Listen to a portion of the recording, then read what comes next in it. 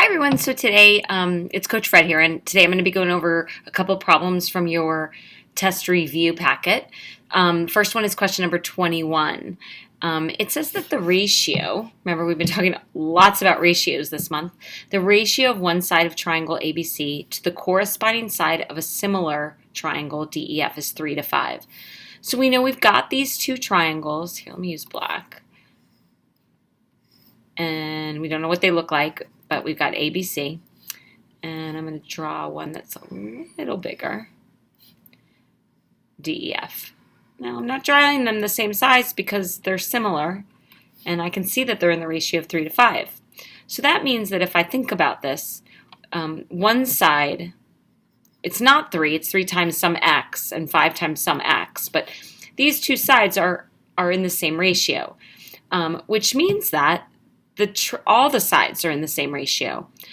So they tell us that the perimeter of DEF is 48 inches. So P is equal to 48. They want us to find the perimeter of this one.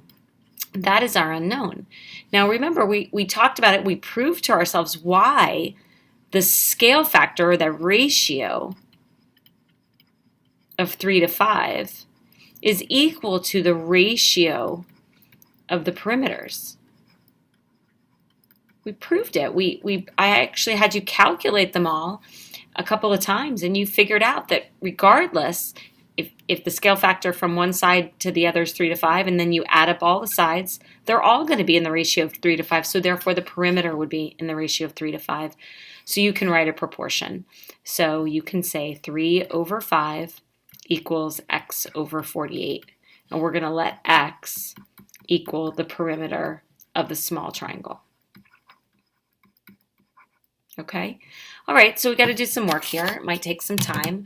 Let me just verify. Yeah, we were asking for the perimeter of ABC. So in this case, I'm going to use the cross product. So I'm going to do 5 times x equals 3 times 48. And that's, let's see, 3 times 48 gives me 144. So I have 5x equals 144. And I'm going to divide by 5.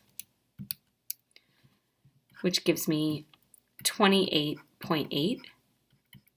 And so the perimeter of the smaller triangle is 28.8. All right, moving on. Let's look at number 37. Number 37, it says that ABC, so triangle ABC, is isosceles with base AC. So remember, the base is the non-congruent sides. Those sides we call the legs. But it says it is isosceles. And as a reminder, an isosceles triangle has at least 2 congruent sides. And we can see them clearly marked here and here. This is congruent to this. So the lengths of AB and BC are equal. We also learned through the isosceles triangle theorem that the angles opposite those congruent sides are also congruent. So that's making angle A and angle C congruent to each other. All right, so now we've marked our diagram with what we're given, except now we've got to label what they gave us. They told us that A was 3x and that B was 4x. And it wants us to find the value of x and then the measure of angle A, B, and C. All right, well, you have to use the idea of congruence. Congruence means equal, so if this angle is 3x, then this angle would be 3x.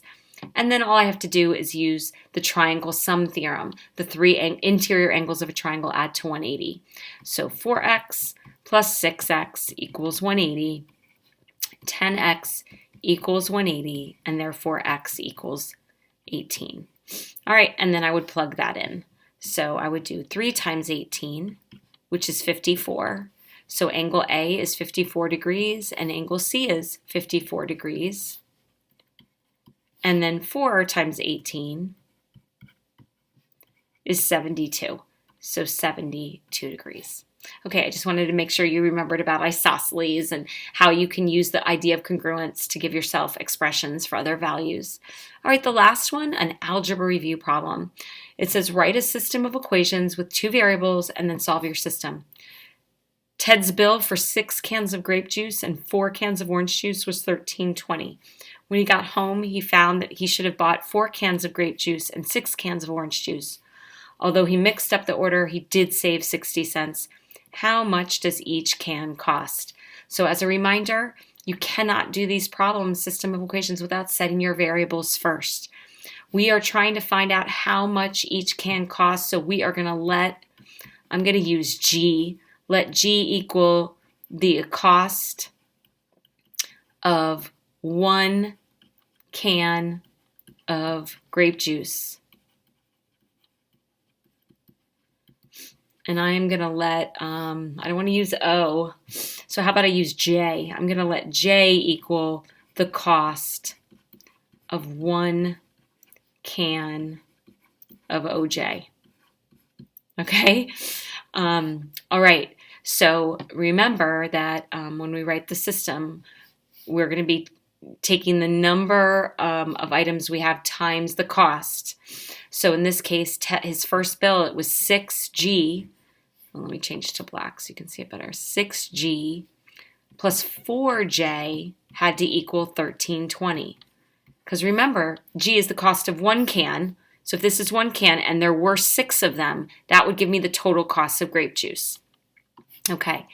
I think last year we called it C times NP. The cost is equal to the number of items times the price. All right, so my second equation, when he got home, he found that he should have bought 4 cans of grape juice and 6 cans of orange juice. Okay, 4 cans of grape juice and 6 cans of orange juice, but he saved 60 cents.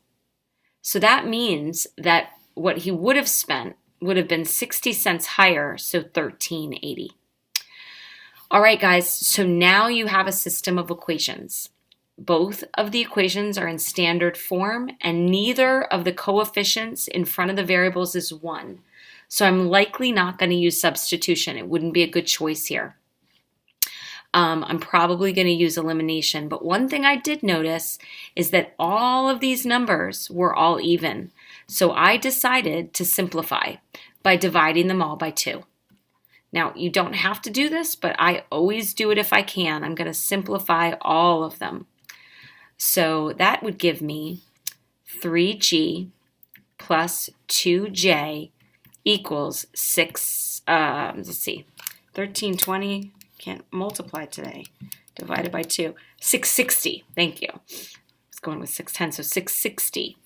And then, let me do purple, 2G plus 3J equals 1380 divided by 2, which is 690.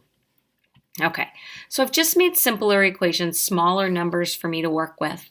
In order to use elimination, I have to pick one variable and I have to make them the same coefficient but opposite signs. So I'm going to work with J. So I'm going to multiply the top one by 3 and the bottom one by -2, making the coefficient of J -6 and -6. All right, so if I multiply across, look how neat I'm being here. 9G plus 6J equals 660 times 3, which is 1980. All right, I'm going to do the same thing with -2. I'm going to be really careful about my negatives. So -4G minus 6J equals 690 times 2, which is 1380, -1380. All right, now I add the equations together. So I'm going to add down. So that's going to give me 5G. The J's are going to get eliminated, and I'm going to do 1980 minus 1380, which is 6. And then I'm going to divide by 5, which is going to give me $1.20. So 1 can is $1.20. And then to find the other can, you're going to plug it in for J into any one of the equations, whichever one you feel comfortable with, to solve for G. I'm going to let you do that part on your own. All right, guys, so remember, we write our variables. We then write our equations, 2 equations, because we have 2 variables. We simplify the equations if we can. And in this case, because they were in standard form and no coefficient was 1, we decided to use elimination. We eliminated the variable to solve for one of the variables. Then we plug that variable back in to solve for the other variable. All right, hopefully that was helpful. Have a great night.